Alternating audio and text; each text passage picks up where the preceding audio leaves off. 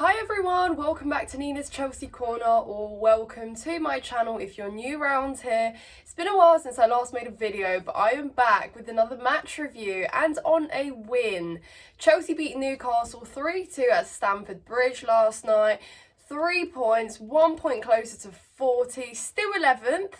But we know that Chelsea's season has been far from good, so a win, a result, and yeah, we move on to the next one.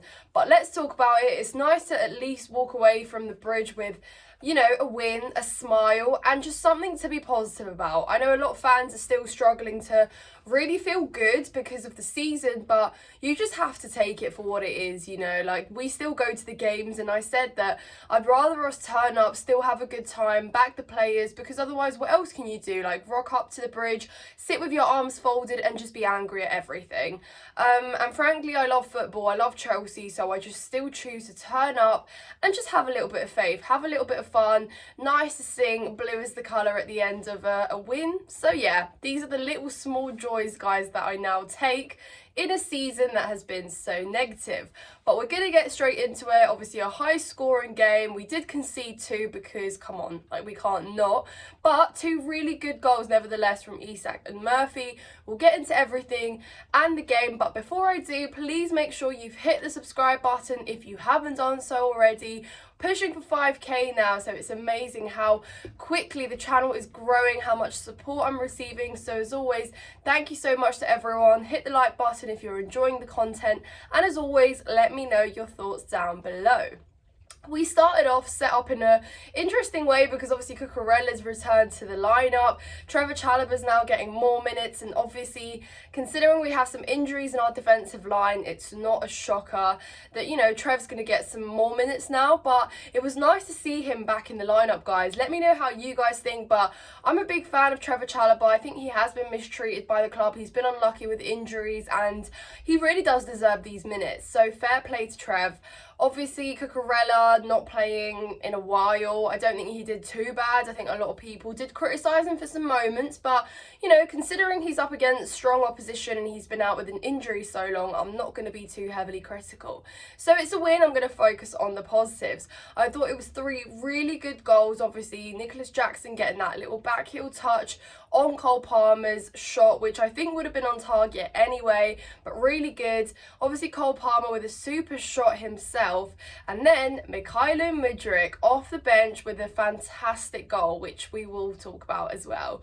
But yeah, guys, I thought we were in control when the game sort of kicked off. A couple shaky moments with, you know, miscontrolling the ball, misplacing it, not timing our runs and our passes very well. But, you know, we were asking some questions, and Newcastle just looked like they were happy to let us have the ball at times. But, you know, it doesn't take a lot to punish Chelsea, and you don't really need the ball that much to be able to do it in recent times. So, you know, we did see that eventually when they did level us, yeah, we could identify some of our own mistakes, and, you know, that is something that we really need to work on, controlling a game, and yeah, especially at home, just being in control, and when we are in the lead, holding on.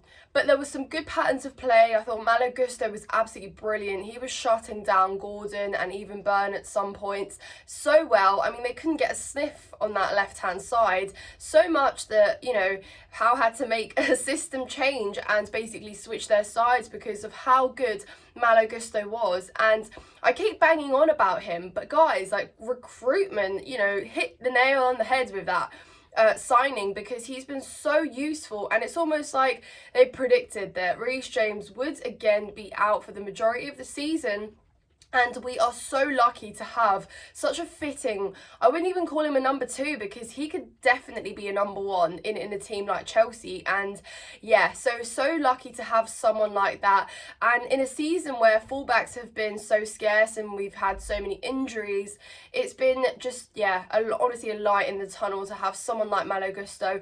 He's so rapid, so good defensively, but also so involved in build-up play, you know, linking up with Cole Palmer on that right-hand side, those little 1-2 passes overlapping each other, and that is really that unpredictability you need from a fullback to be able to link up so well. And we know Reece James was so heavily involved in our build-up, so, you know, you've literally got a player there that's doing the job. as well as Reece James, which is, as you know, the biggest compliment you could probably receive as a young signing that's just arrived at Chelsea and still has so much to show because he is so young.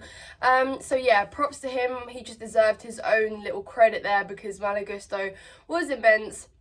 Again, equally, I did mention Cole Palmer.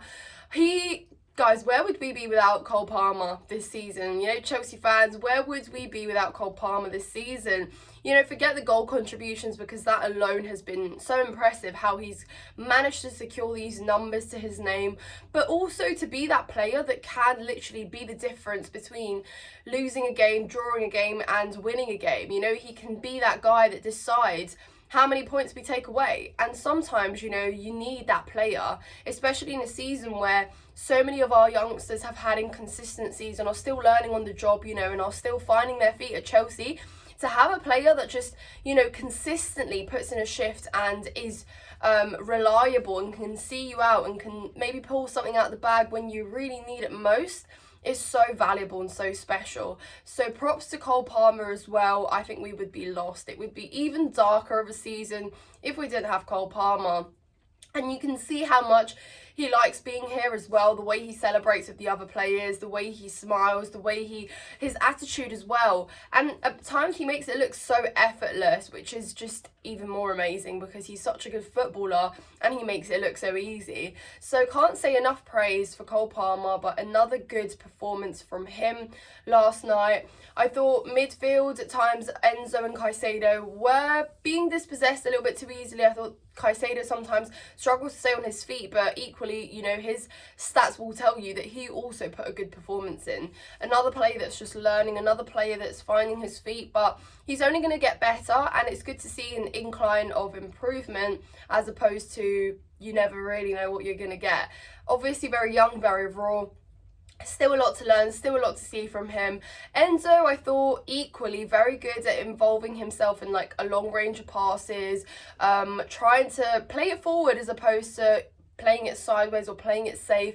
I thought he did that very well. At times, yeah, maybe made the wrong decision, passed it into a Newcastle player. Some people were a little bit frustrated with him, but I personally didn't have a problem with Enzo.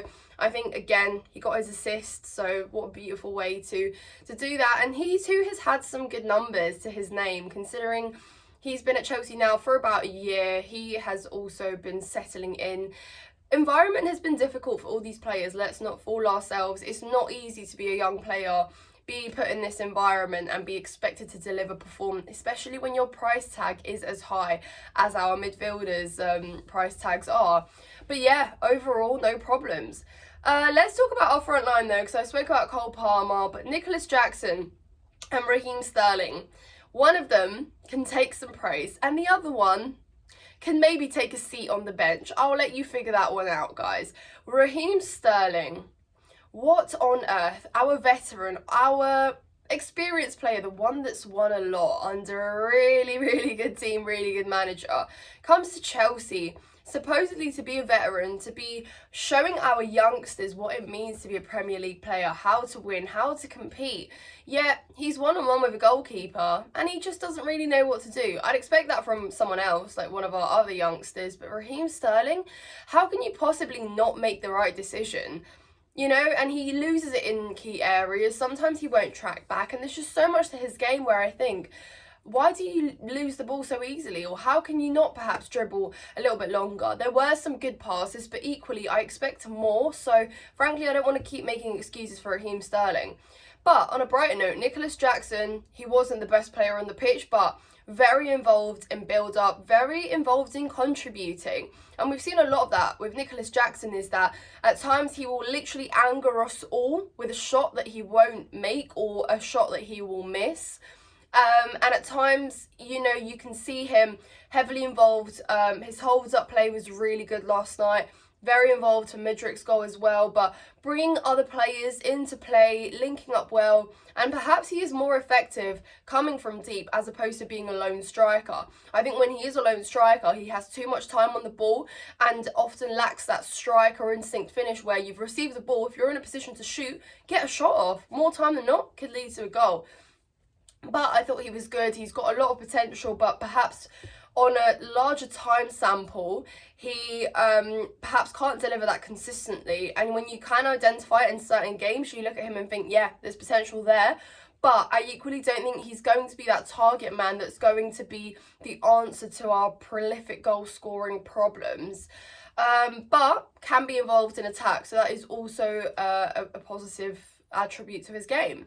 Let's talk about Mykhailo Mudryk, super substitute. Obviously, Pochettino felt the same way as we all did about Raheem Sterling, brought him off to bring on Mykhailo Mudryk, who basically has barely got a sniff of the starting 11 this season. He doesn't really know probably what he needs to do to prove to Pochettino that he needs to start. I do get it from a sense because I think Pochettino doesn't completely trust Mykhailo Mudryk, but what a way to make an impact, coming straight off. He basically came from deep as well. Obviously, Nicholas Jackson held the ball up very well. Conor Gallagher was there, but no, Mykhailo Mudryk said, give the ball to me, mate. I'm going to take it and put it at the back of the net. And it's exactly what he did. Such a good run, such a tidy dribble past their defensive line as well. And really, really clever to look up, see where the goalie is, and just take it past him, around him, and score a goal. And we don't see that often, and we've seen that chance be messed up by some of our players this season. So really good to see him get his goal. I know it means a lot, and it'll be interesting to see whether he does start against Leicester. And if Pochettino doesn't, then we do have to ask ourselves some questions. But on the bright side, guys, yeah, a few defensive errors, but we're not going to dwell on them too much because I knew we would concede. Newcastle aren't a bad team. You know, they've got some strong players that they will punish you. They've got some clinical players. There were 2 really good goals from them.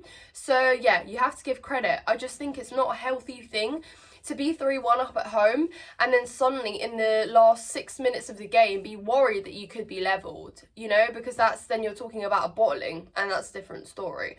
But job done, 3 points at Stamford Bridge. And yeah, we move on to the next one, FA Cup at the weekend.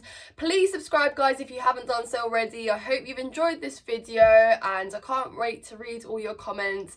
Thank you so much for watching.